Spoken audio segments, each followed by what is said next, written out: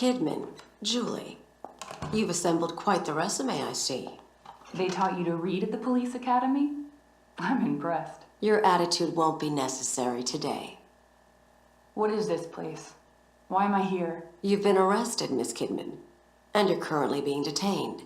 I'm sure even you could decipher that. That's not what I asked. This isn't a regular interrogation room.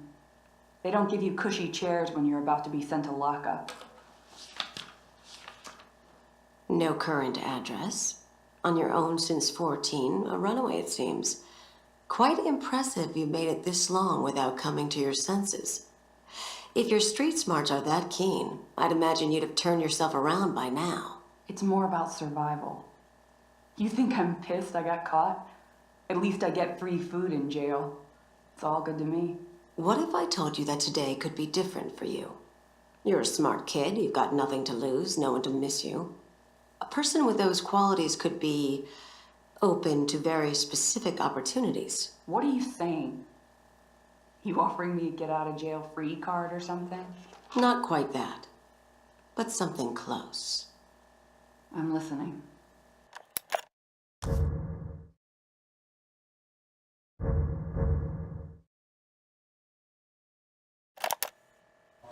Please, roll up your sleeve. Whoa now! That's a big syringe. Don't think you're putting that fucking thing in me. Miss Kidman, you agreed to this. Don't forget that. Nothing we're doing is malicious. It's only proper protocol. You know what's proper protocol? Telling the person getting the fucking shot where the hell she is and what's the fucking point. Ow! Damn it, that hurt! Hey guys, what the fuck? Is anyone there?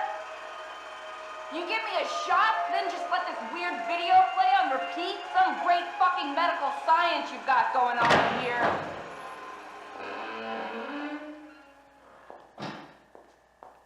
About damn time. All right, can I go now? Not right now, Miss Kidman. How are you feeling? Any headaches? Nosebleeds, perhaps? What? No. But I do feel a little floaty. Almost like I'm underwater. That's consistent with the effects of the compound. We just have one last part of this test to partake in. Then you will be free to go. Sure. Go for it, I guess. Good. I will now ask you a series of questions. You will answer them while watching the images in front of you. You will not look away from the screen. Do you understand? Yes. Question number 1. Have you ever felt abandoned by the ones you trusted?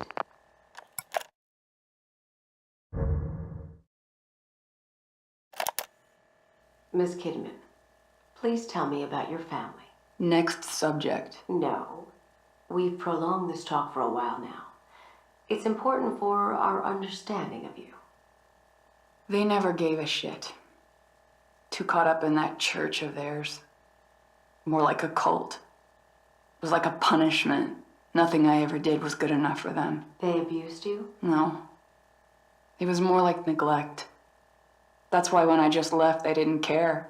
They never came looking, they just gave up. And you never went back to them? I did. A couple of years later, they were gone. Everyone was gone. It was like the whole town got up and moved. I should have felt something, but I didn't. And how do you feel about it now? The same. They can rot for all I care. It was strange, though. There's a statue in the center of town, an angel with its head in its hands. I used to just stare at it when I was young, thinking it was sad. But now, I felt like even that statue knew how pitiful life was there. What a terrible place.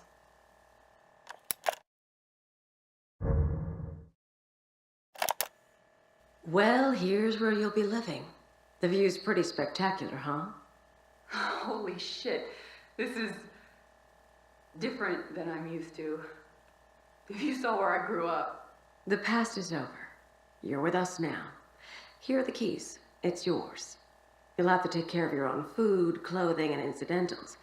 But your bank account has more than enough to take care of that. So, that's it? What am I supposed to do? Whatever you desire.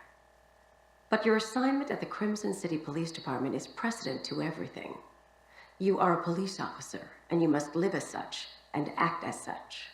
I don't normally say this, but thank you. You shouldn't be thanking us. These aren't gifts we provide. You have a very specific assignment at KCPD, and all of this is in exchange for that. Okay, you're right. Sorry. Don't apologize. Just show us you can do your job.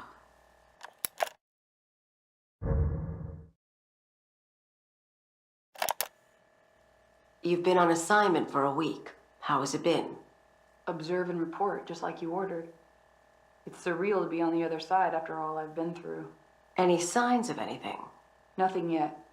I'm not about to be caught snooping around the classified room while I'm still on probation, so I can't get what they have on us. Just earn their trust. That's all you can do now. It'll take a while, but in the end, they will let you in. I didn't know all these police officers were characters, though. Guess the tough, hard-boiled detective stereotype is still going strong.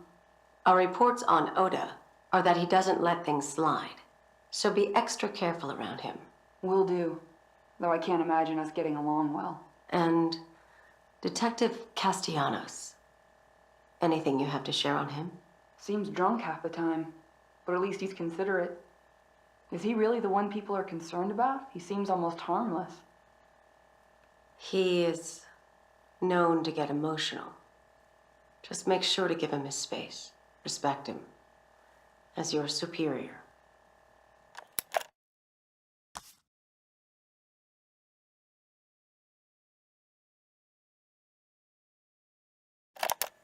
After months of secrets, subterfuge, and indoctrination, they brought me into their fold.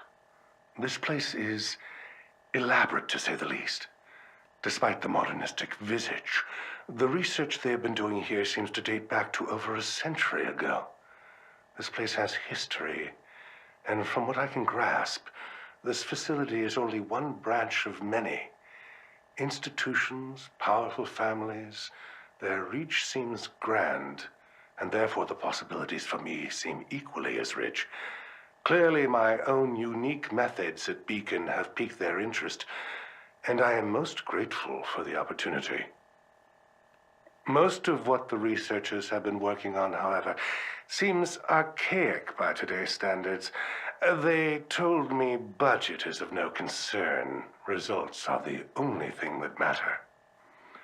Juggling duties here and at the hospital seems manageable, but Reuben, comparatively insignificant, but even at his young age, his studies are remarkable.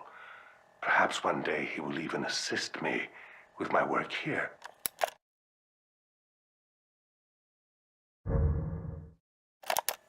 After surviving the fire incident and subsequent abuse from his parents, it's a miracle Reuben can function at all. His work comes from a place that isn't motivated by fear or money or social standing. His motives are more pure. I would say that he is obsessed with the chance to relive and remold reality so he can be with her again. His scarring is heavy, both physically and emotionally, but he longs for his lost sister. His love for her borders almost on an incestuous level, but as long as it provides motivation, so be it. His demeanor has turned far too aggressive and his techniques even more perverse. Da Vinci would dissect corpses to further his anatomical studies, but what Reuben has done goes beyond. Demanding his subjects be aware as he dissects them to truly see how the mind reacts. He's more of a butcher than an artist. But we must remain scientists above all. I had taught him from a young age that the end shall justify the means, but I could not have predicted things to be this extreme. Mobius has learned of his involvement due to my carelessness. I've asked they bring him on board to assist in development. Perhaps offering him better facilities and support will refocus him and stave off his gruesome proclivities. Rubin's experimentation has demanded more and more subjects, and sad to say, they're suffering as much as, if not more than, his previous patients. Fortunately, Beacon and the city offer no shortage of expendable subjects. I should feel guiltier than I do, but my Hippocratic oath was abandoned long ago. The scientific and medical potential of the work is too great to be denied. Mobius has also offered me a respectable amount of compensation. Promoting me to director at Beacon is not something to be taken lightly. First, however, they want me to have a reputation, publishing studies in various journals. Repurposing some of Rubin's research towards patient evaluation seems viable. I doubt he will even notice. Despite our powerful benefactors, with this much collateral damage, it's only a matter of time before people start to take notice. KCPD has been dropping by, a female officer. I don't remember her name. Regardless, the police are not something I should be involved with. Mobius says they will take care of it and make an effort to ensure KCPD leave us alone. Then there is the reporter from the Crimson Post, Ivan. Something or other. He has become a personal annoyance. He barely qualifies as a tabloid journalist, writing cover stories about tales of church sacrifices and other nonsense. But now he's being persistent about the missing patients claim. I'll be damned if he is the man who brings Beacon down. It seems that Rubin could be useful for other forms of problem solving. Perhaps I can interest this reporter in an exclusive interview.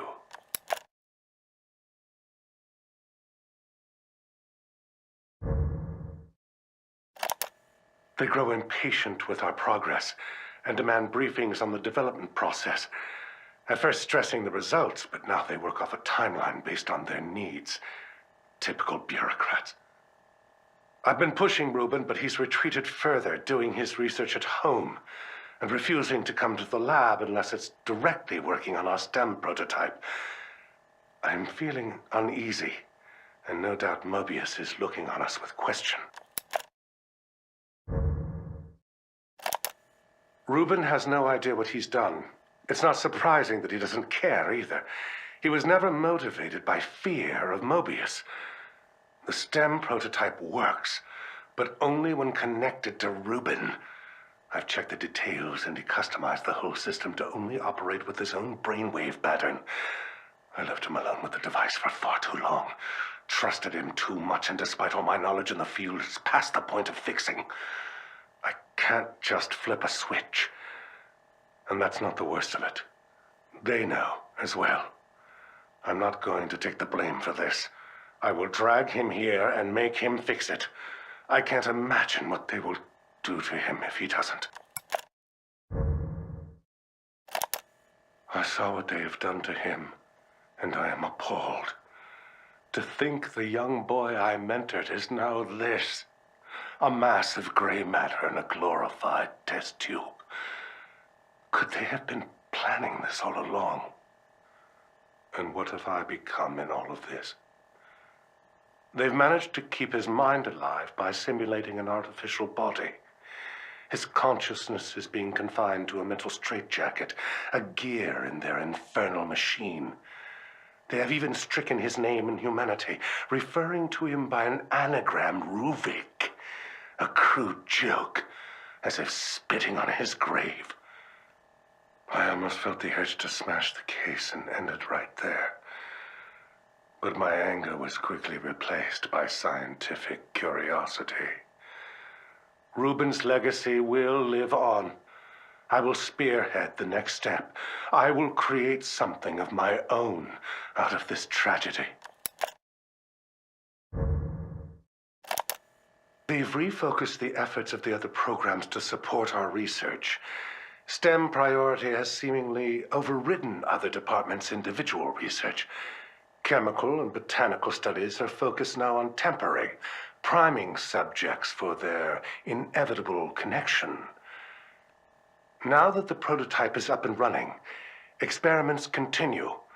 Upon their return from STEM integration, patients are interviewed extensively. While their particular pathologies inform their experiences, there are commonalities. They all experience the same settings, the same occurrences.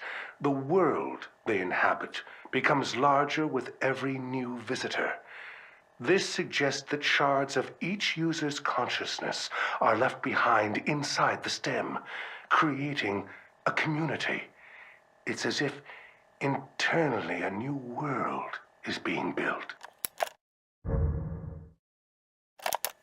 Patients emerging from the stem are becoming more erratic. The pathologies seem to be amplified by the experience now. Even worse, patients now seem to experience each other's psychological trauma. It's as if the user's deepest fears linger within the encephalon of the system, even after the session is over. The most concerning thing are their most recent statements. Every single patient claims to see a hooded figure slowly approaching them. Could it be him? His consciousness existing as a ghost in the system. My curiosity has never been piqued like this. I want to know. I want to see what they see.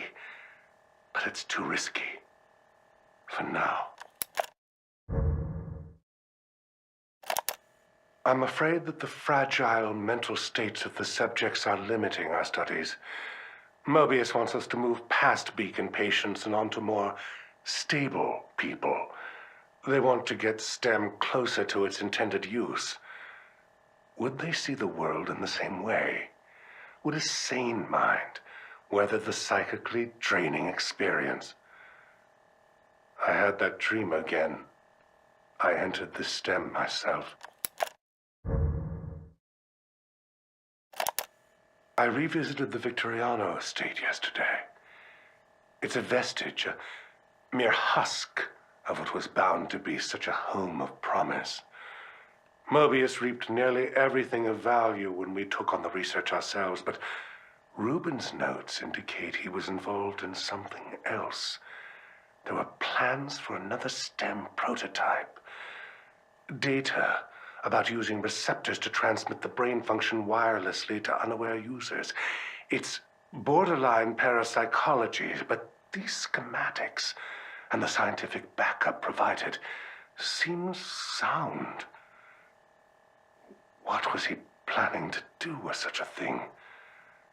There's only one way to find out for certain, but I must continue these experiments in private, away from their prying eyes. I will not let them know, lest they take this from me as well.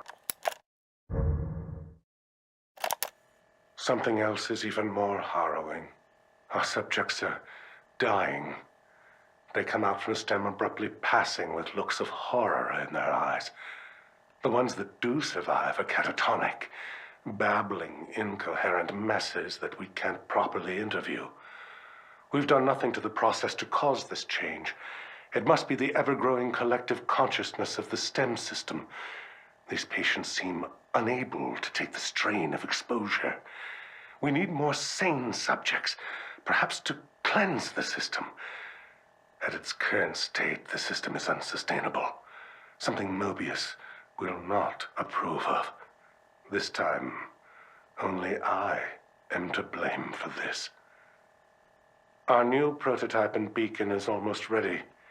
When it is, I will start its conversion to the wireless system. Even if the original STEM experiments go awry, I will show my worth to Mobius with its next generation.